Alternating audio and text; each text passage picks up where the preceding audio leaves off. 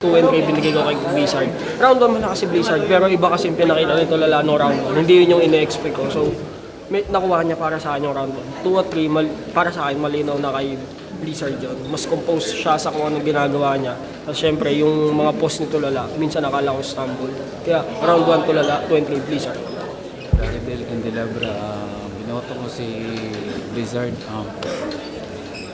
Siguro judges preference na lang, pareho kasi silang effective, pero mas atripan ko yung mga jokes ni Blizzard. Napaka-witty na mga jokes na props kay Tulala. Solid na lang. Ayun, ako lang mag-isa bumoto kay Tulala. Mahirap sa i-judge per round kasi first 2 rounds parang pantay, tas round 3 parang pareha silang nag-minor. So, para sa akin, pantay yung appeal nila sa crowd. Doon ko na lang binase sa sobrang ganda kasi para sa akin yung ibang sinasabi ni Tulala na para sa akin hindi masyadong naririnig kasi parang comedy yung dating, pero kung papakinggan mo maganda. Doon ko na lang binase para sa akin Tulala.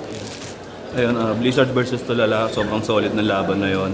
Siyempre, binoto ko per round. Round 1 binigay ko na yun kay Blizzard kasi although maganda yung simula ni Tulala dahil parang nasimulan niya agad ng ganong kalakas yung enerhiya niya. Then, nung bumanat na sa round 1 si Blizzard, mas na-construct niya sa mas magaganda yung mga angle na napili niya dun sa round 1. Then yung round 2, matik na kay Blizzard din yun kasi talagang kuwang-kuwa na niya yung tao, sa gamay na niya yung sa crowd, sa yung connection sa crowd. Then yung round 3, parang yun yung binigay ko na round para kay Tulala kasi ano siya, parang ayun na yung classic na Tulala, yung teatro talaga yung parang pinapanood namin. Then yung round 3 ni Blizzard kasi parang nabitin ako. So 1 and 2 para kay Blizzard, then round 3 kay Tulala.